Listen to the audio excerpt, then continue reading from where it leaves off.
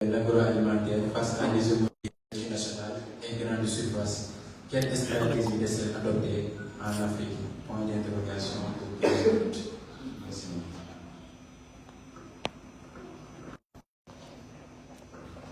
Merci beaucoup. Bonjour à toutes et à tous. Merci de m'avoir donné cette opportunité de prendre la parole sur un thème qui est aujourd'hui au cœur des enjeux économiques en Afrique, l'agroalimentaire face à l'hémogénie des multinationales et des grandes surfaces. Quelle stratégie d'échelle adopter en Afrique? Moi, c'est Mariam Dieng, programme manager à Rawa Agro-Industrie, basé dans la région de Saint-Louis. Donc, nous allons essayer de présenter Rawa Agro-Industrie, faire une lecture simple du sujet et quelques stratégies concrètes, mais aussi donner notre vision en tant qu'acteur local en construction.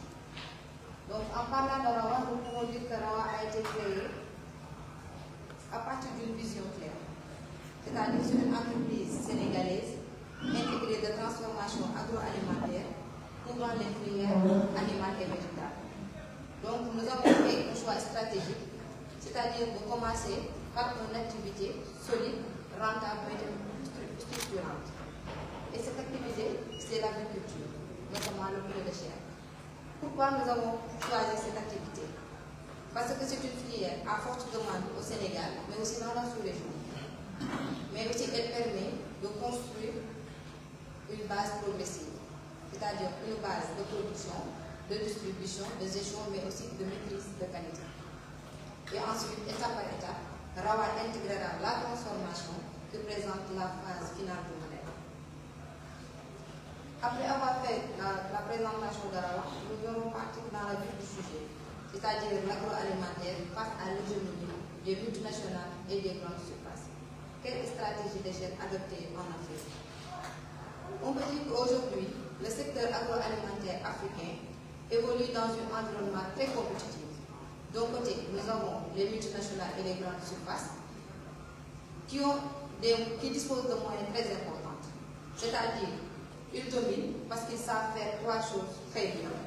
La première, ils produisent en très grande quantité, mais aussi ils distribuent rapidement et vendent avec une marque très puissante.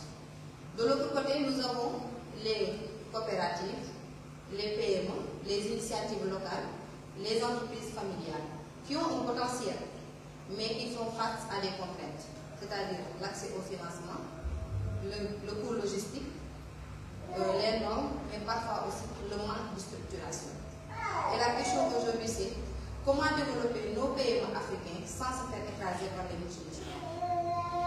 Et pour répondre à ce défi, il faut d'abord comprendre pourquoi les multinationales dominent.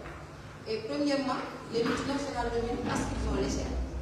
C'est-à-dire, ils produisent en grande quantité, donc ils obtiennent le moins de coûts. La deuxième raison, ils ont le logistique. Ils maîtrisent les chaînes d'approvisionnement, le transport, ils ont des entrepôts, mais aussi ils ont des droits. Donc ils n'ont pas un problème de stockage. Il y a aussi la standardisation, c'est-à-dire le client retrouve le même produit, la même qualité, le même packaging partout. Et enfin, ils ont une force commerciale énorme. Ils ont le marketing, la visibilité et une distribution très organisée. Donc nous pouvons dire que le vrai avantage des multinationales n'est pas seulement le produit, mais c'est le système.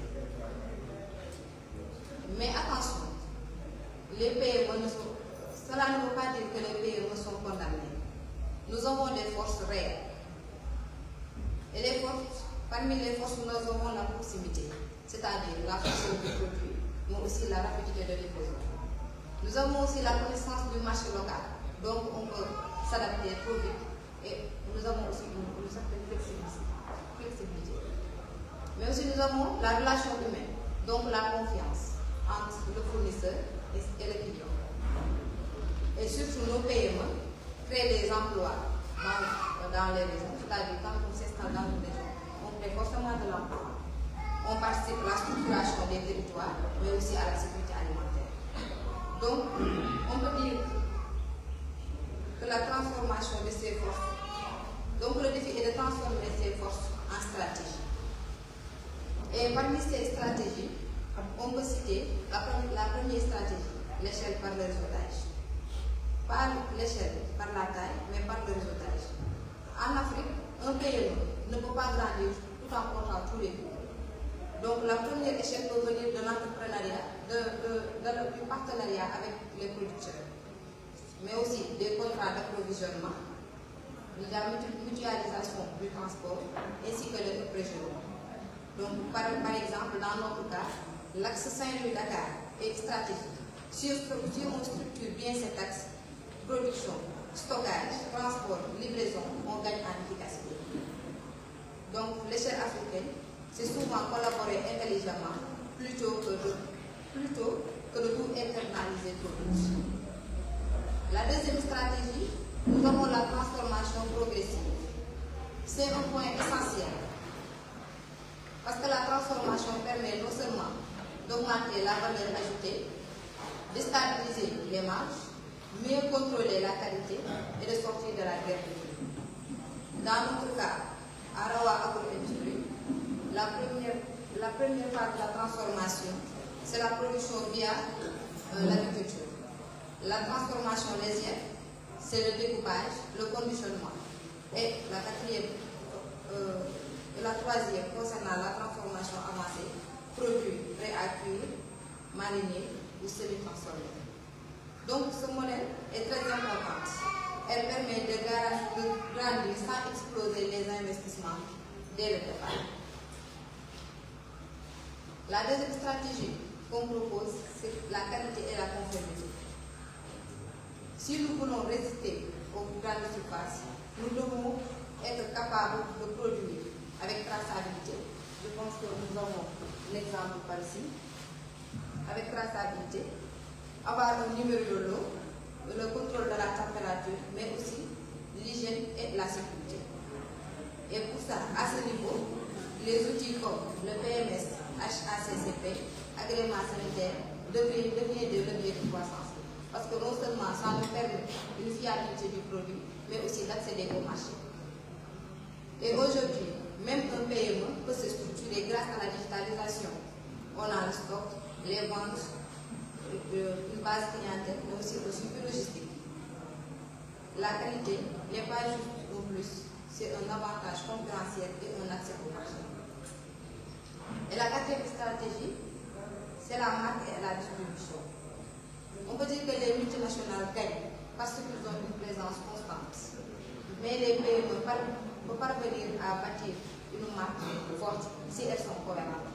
Cohérentes, cela veut dire si elles ont un packaging propre, une étiquette claire, un QR code, mais aussi une communication simple. Ensuite, il faut organiser les ventes par WhatsApp. On peut passer par WhatsApp Business, par les commandes, mais aussi une livraison structurée et rapide. Et surtout, au début, les meilleurs clients, ce ne sont pas tout le monde. Donc, nous devons cibler les clients phares, c'est-à-dire les hôtels, les restaurants, ainsi que les revendeurs. Et construire un canal donne une stabilité et de l'hygiène. Nous ne pouvons pas parler de stratégie sans évoquer un point crucial, c'est-à-dire le rôle des femmes dans l'agroalimentaire. En Afrique, les femmes sont très présentes dans la transformation, dans la distribution, la vente ainsi que la gestion quotidienne des activités. Et pourtant, elles font souvent face à beaucoup de limites, mais aussi de contraintes, on peut dire. Accès au financement, l'accès aux équipements, mais aussi l'accès au marché.